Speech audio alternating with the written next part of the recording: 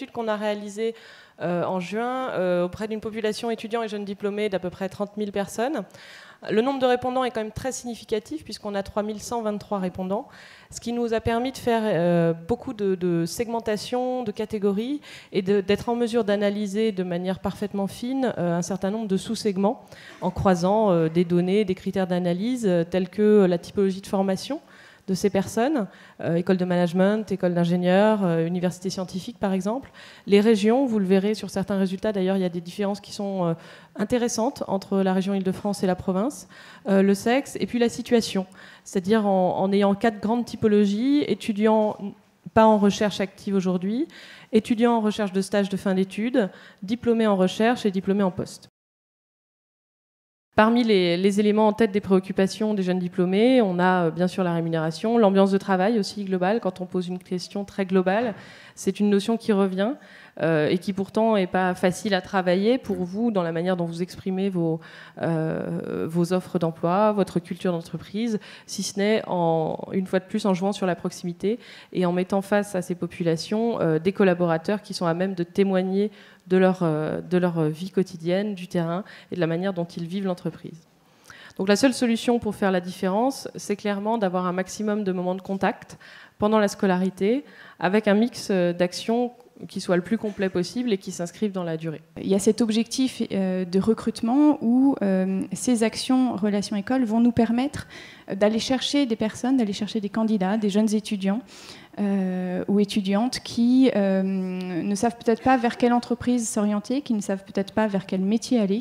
Et donc on est là pour ça, on est là pour leur expliquer nos métiers et ainsi récolter des candidatures qu'on n'aurait peut-être pas eues par d'autres canaux. Ce qui est important, c'est également de parler le langage des étudiants. Comprendre ce qu'ils attendent comme communication, comprendre ce qu'ils attendent comme information. Et faire une différence entre de la communication institutionnelle et de la communication recrutement.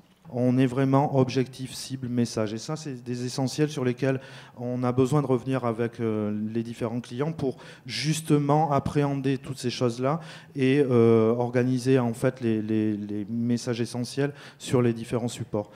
Et le deuxième budget, c'est surtout le budget en fait fonctionnement du stand, parce que c'est ça le plus gros de la dépense. Vous avez parfois donc 20, 30, 50 manifestations annuelles.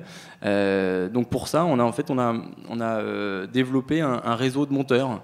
Partout en France, on est présent dans 9 villes pour pouvoir déléguer et rationaliser les transports et les monteurs en région. Quel est le gap entre ce que vous souhaitez être comme marque employeur, les valeurs, les composantes que vous souhaitez investir et la réalité de la perception que les étudiants et jeunes diplômés d'école et d'université en ont? C'est vraiment très important. Le second aspect, c'est de mesurer l'attente des candidats. Alors on en a parlé, je vous ai donné quelques clés ce matin, mais c'est important de cumuler ces deux notions et de se reposer la question au moins une fois par an de qu'est-ce qu'attendent les candidats auxquels je vais m'adresser. De permettre à l'étudiant de découvrir nos métiers, de se mettre à la place d'un collaborateur, mais un collaborateur un peu multitâche, parce que de manière complètement virtuelle, il va pouvoir exercer différents métiers ou réfléchir à différentes problématiques que peuvent vivre nos collaborateurs in situ. Voilà, c'est vraiment des dispositifs qui sont très pertinents, très intéressants à mettre en œuvre et à structurer pour avoir le maximum d'impact. Vous avez du type de matériel, on va vous faire une petite démonstration très rapide du matériel efficace, par exemple aujourd'hui avec Trinity, de l'alu, de l'impression sans solvant, des textiles qui sont recyclables, donc complètement dans le cheminement éco-durable, mais aussi d'autres types de matériel que vous connaissez bien sûr, les enrouleurs, les stands parapluies, etc. Et on passe en plus en catégorie 2 sur du modulaire. Et ensuite, bien sûr, du traditionnel haut de gamme. Donc j'ai des équipes commerciales qui sont là pour vous faire les démonstrations, qui sont là pour vous donner des explications, et bien sûr avec 80 pour réfléchir. Je pense que c'est le but. Donc on est prêt bien sûr pour septembre, même si il nous reste quelques jours avant les vacances, mais on est prêt pour septembre pour être opérationnel avec vous. Merci beaucoup. Merci de votre attention.